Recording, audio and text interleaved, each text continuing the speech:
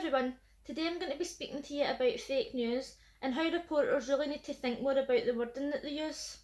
A few weeks ago, a woman who calls herself a reporter wrote an article for the Times. In that article she talked about how Iron Brew were forced to take the sugar out their full sugar drinks and replace it with artificial sweeteners. So I messaged her on Twitter and I highlighted what she had wrote and I asked her why she was lying.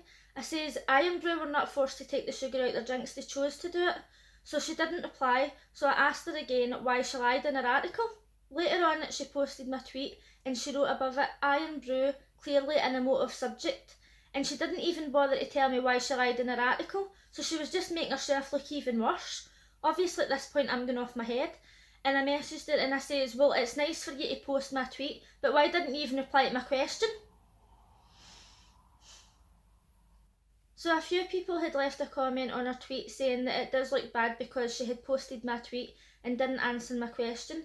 So later on she sent me a link for another article that she had wrote a few months ago.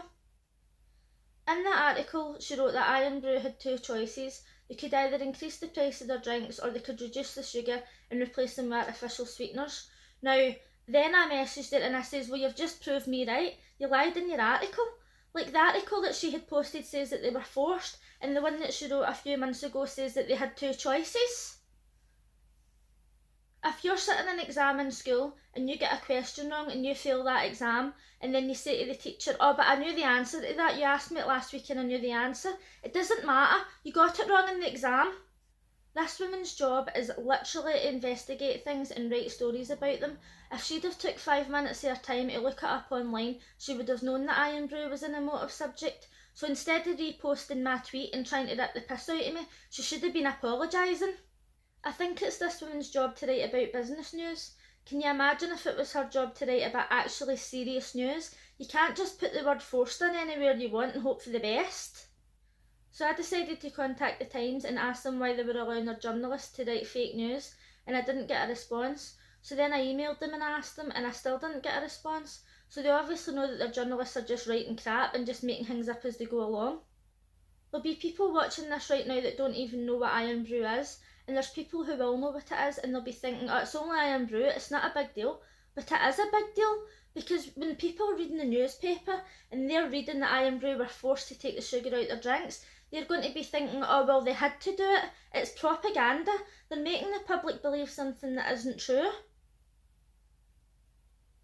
It's bad enough when you get newspapers writing headlines like, Diet Coke is dangerous or bad for your health, and then when you actually read the article it tells you that it's all diet drinks or drinks with aspartame in them, and it's like, that headline makes it out as if it's only Diet Coke, but now it's not only diet drinks, now it's full sugar drinks as well, such as Iron Brew. If somebody reads a headline and then they decide to make an assumption just on that headline, then that's their own fault because they should have read the rest of the story. But when somebody chooses to actually read the story and you're getting fake news and you're getting that Iron Brew were forced to do something, it's ridiculous. The reason that I'm so annoyed isn't just because it's about Iron Brew, but the news in general just lie about everything. Like, you see pictures in the newspaper and it looks as if there's protests and there's thousands of people there, but then when you see a picture of the protest from a distance, there's only like maybe 100 people there, and they edit the pictures to make it look the way they want you to think it is. How many times have you seen a news report on the TV and they're saying that they are somewhere and it turns out that they're just in a field with tape at the back of them, and it's just all fake? The whole thing's fake. And it's annoying me because I don't watch the news and I don't read the newspaper because I know that it's all fake. So when I see something that I actually read and I know that it's fake straight away, it gets to me because they're just liars. The thing that makes it even worse is all the fake news that's on the internet. There'll be people that sit in the House board and they'll write a report saying that scientists have been studying something, and then people will read it and go, oh, scientists have studied it, so it must be true. And it's like, no, this is just wrote by somebody who's in the House board. That's all fake. Everything on the TV's fake. Everything that you read in the paper's fake. And they're just trying to make everybody stupid. Like, everybody will just believe anything that they're told. It drives me insane. I understand that news reporters are just told to say the things that they say, and most of the time they just read it off an auto cue, but when there's people out there who are calling themselves journalists and they're actually writing fake news, it's disgusting. These people should be tortured to death. Normally I would say something like, from now on when you watch the news or read news on the internet or in a newspaper, use your common sense. But it seems as if a lot of people these days don't even have any common sense. So I would probably just say don't even watch the news and read the newspaper. That's how bad it is. Anyway, I haven't been well lately, and this conversation obviously isn't very good for my blood pressure, so I better stop talking about it before I take a heart attack.